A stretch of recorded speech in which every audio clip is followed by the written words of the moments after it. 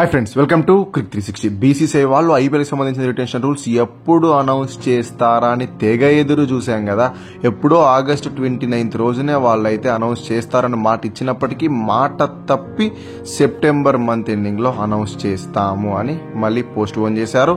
But ఈసారి మాట తప్పకుండా వాళ్ళైతే రూల్స్ అనౌన్స్ చేశారు. ఒకసారి మాట తప్పితే ఊరుకుంటాం, రెండోసారి మాట తప్పితే ఊరుకోం కదా, గోల చేసేస్తాం. అప్పుడు ఆగస్ట్ 29 ఎందుకు రూల్స్ అనౌన్స్ చేయలేదు అంటే ఆ రోజు జరిగిన మీటింగ్ లో కొన్ని మిస్అండర్స్టాండింగ్స్ వచ్చాయంట. అండ్ దాంతో పాటు కొన్ని ఫ్రాంచైజీస్ ఎక్స్ట్రా రివార్డ్స్ అయితే కోరుకున్నాయి. ఇన్ఫాక్ట్ ఎక్స్ట్రా రూల్స్ కూడా వాళ్ళైతే అడిగారట. దాన్ని ఫీడ్బ్యాక్ గ్యాదర్ చేయడానికి, దాని తర్వాత దాని కంక్లూజన్ ఇవ్వడానికి బీసీసీఐ ఆల్మోస్ట్ 1 month టైం అయితే తీసుకుంది. ఎగ్జాక్ట్ గా 1 month తీసుకున్నప్పటికీ అందరి రిక్వెస్ట్లని బీసీసీఐ కన్సిడర్ చేసి వాళ్లకు తగ్గట్టు రివార్డులు ఇస్తూ వాళ్ళు ఎక్స్పెక్ట్ చేసినట్లే రిటెన్షన్ రూల్స్ అయితే అనౌన్స్ చేశారు భయ్యా. ఈసారి మటుకు ఇన్ని సీజన్స్ లో ఎప్పుడూ లేని విధంగా కొన్ని రూల్స్ భలే గమ్మత్తుగా ఉన్నాయి. వాటన్నిటి గురించి ఈ వీడియోలోనే కంప్లీట్ గా డిస్కస్ చేసుకోవచ్చు. బట్ వీడియో లెంత్ ఎక్కువైపోతుంది కదా, అందుకని 2 parts గా చేసుకుని ఈ వీడియోలో బేసిక్ రూల్స్ డిస్కస్ చేసుకుందాం. నెక్స్ట్ వీడియోలో ఏం చేయబోతున్నాం అంటే మైనర్ డీటెయిల్స్ అండ్ ఫారినర్స్ కి సంబంధించిన రూల్స్ అయితే డిస్కస్ చేసుకుందాం. సో ఫస్ట్ బేసిక్ రూల్స్ అయితే డిస్కస్ చేద్దాం. బేసిక్ రూల్స్ లో భాగంగా ఫస్ట్ పాయింట్ వచ్చేసి రిటెన్షన్ రూల్స్ ఎలా ఉన్నాయి అంటే 6 మందిని రిటైన్ చేసుకోవచ్చు.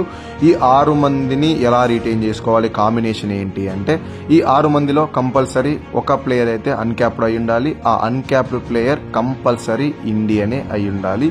లేదు ఒకవేళ ఇద్దరు రిటైన్ చేసుకుంటాము అన్క్యాప్డ్ ప్లేయర్స్ అంటే చేసుకోవచ్చు, అప్పుడు కూడా ఇద్దరు ఇండియన్స్ నే ఉండాలా అంటే లేదు, ఒక ఇండియన్ ఒక ఫారినర్, అది మీ ఇష్టం. బట్ ఈ 6 members ని రిటైన్ చేసుకుంటే కంపల్సరీ ఒక అన్క్యాప్డ్ ఇండియన్ మటుకు ఉండాలి. ఇక మిగిలిన 5 members సంగతి ఏంటి అంటే అది మీ ఇష్టం భయ్య, ఎవరినైనా రిటైన్ చేసుకోవచ్చు. 5 ఫారినర్స్ అయినా చేసుకోవచ్చు, 5 ఇండియన్ అయినా చేసుకోవచ్చు, లేదా మిక్సప్ చేసి మీకు నచ్చిన కాంబినేషన్ అయినా రిటైన్ చేసుకోవచ్చు. దీనిపైన బీసీసీఐ వాళ్ళు ఎలాంటి రిస్ట్రిక్షన్స్ పెట్టలేదు. కానీ ఇక్కడున్న ప్రాబ్లం ఏంటి అంటే ఈ 6 రిటెన్షన్స్ లోనే రైట్ టు మ్యాచ్ కార్డులు కూడా ఇంక్లూడ్ అయి ఉంటాయి. అదెలా అంటే మీరు 6 మందిని రిటైన్ చేసుకుంటే మెగా ఆక్షన్ లో ఆర్టీఎం వాడుకునేకి అవకాశం ఉండదు.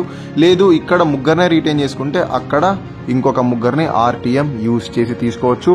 లేదు మేము 6 మందిని రిటైన్ చేసుకోము, మొత్తం ఆర్టీఎం రూపంలోనే ఆక్షన్ లోనే కొంటాము అంటే అలా కూడా చేయొచ్చు, దానికి నో అబ్జెక్షన్. సో ఇప్పుడు ఈ 6 మందికి పర్స్ వాల్యూ ఎలా నిర్దేశించారు అంటే ఫస్ట్ ప్లేయర్ కి కంపల్సరీ 18 crores అయితే పే చేయాల్సి ఉంటుంది. సెకండ్ ప్లేయర్ కి compulsory 14 crores, followed by third player కి 11 crores.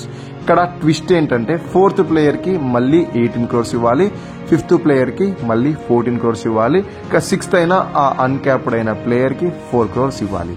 అంటే ఓవరాల్ గా 120 crores లో 79 crores ఆక్షన్ కు ముందే ఉఫ్ అని అలా ఎగిరిపోతుంది. ఏదేమైనా కోర్ టీం అయితే రిటైన్ చేసుకోవచ్చు, అది వేరే విషయం. ఇప్పుడు point number 2 uncapped player rule పైన బీసీసీఐ వాళ్ళు ఏమని స్పందించారు అంటే అన్క్యాప్డ్ ప్లేయర్ ని వచ్చేసి ఈసారి రిటైర్డ్ అయిన ప్లేయర్ ని కూడా కన్సిడర్ చేసే విధంగా బీసీసీఐ వాళ్ళు కొత్త రూల్ తీసుకొచ్చారు. దానికి కూడా ఇంకొక లొసిగి ఏం పెట్టారు అంటే అతను కంపల్సరీ రిటైర్ అయి ఉండకపోయినా కూడా లాస్ట్ 5 years నుంచి ఏ ఇంటర్నేషనల్ లెవెల్లోనూ ఆడి ఉండకూడదు, అప్పుడు అతన్ని అన్క్యాప్డ్ ప్లేయర్ కి అయితే కన్సిడర్ చేస్తారు. సో రిటైర్మెంట్ అనేది not compulsory, but past 5 years లో అతను ఇంటర్నేషనల్ లెవెల్లో ఆడి ఉండకూడదు. అదొక్క క్రైటీరియా ఒకటి ఫుల్ఫిల్ చేస్తే తప్పకుండా అతన్ని అన్క్యాప్డ్ ప్లేయర్ కింద కన్సిడర్ చేసి 4 crores కే రిటైన్ చేసుకోవచ్చు. ఈ రూల్ తప్పకుండా ఎవరిని ఉద్దేశం తీసుకొచ్చారో మీ అందరికీ తెలుసు.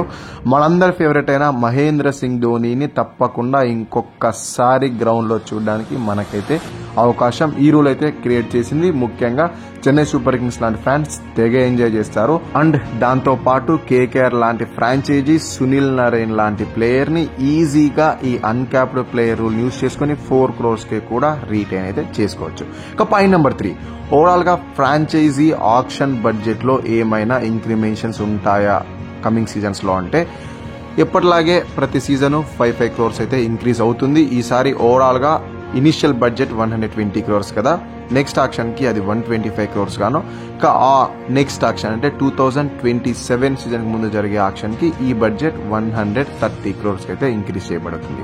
ఇక పాయింట్ నెంబర్ 4 ఏంటంటే ఈసారి ప్లేయర్స్ కి మ్యాచ్ ఫీజును కూడా తీసుకురావడం జరిగింది. ఇంతకుముందు ఎలా ఉండిందంటే ఓవరాల్గా కాంట్రాక్చువల్ అమౌంట్ మాత్రమే పే చేసేవాళ్ళు కదా, మెగా ఆక్షన్లో కానీ మినీ ఆక్షన్లో కానీ ఎంతైతే వాళ్ళకి బిడ్డింగ్ వచ్చి ఉంటుందో ఆ అమౌంట్ను మాత్రమే ఇచ్చేవాళ్ళు.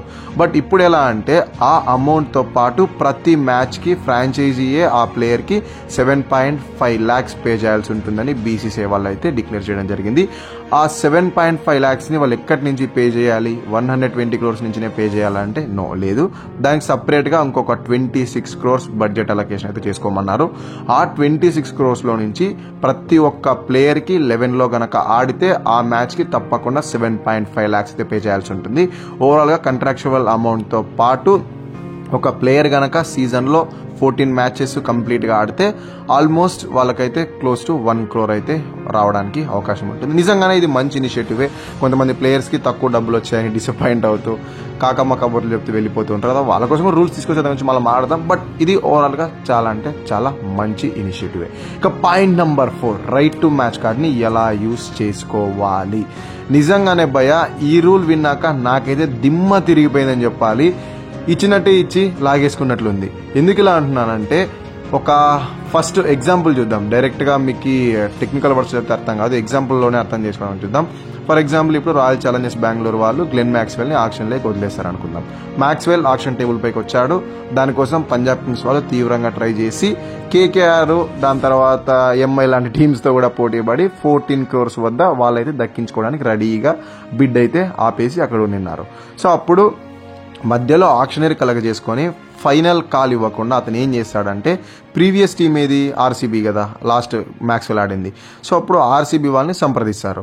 ఆర్సీబీ వాళ్ళు ఓకే పంజాబ్ వాళ్ళు తీసుకోవచ్చు అంటే ఓకే, లేదు మేము right to match card use చేసి తీసుకుంటాము అంటే అప్పుడు ఆక్షనీర్ వెంటనే అదే 14 కోట్లకే ఎప్పట్లాగా ఆర్సీబీకి ఇచ్చేయకోకుండా మళ్ళీ పంజాబ్ కింగ్స్ వాళ్ళకి ఇంకో ఛాన్స్ ఇస్తారు.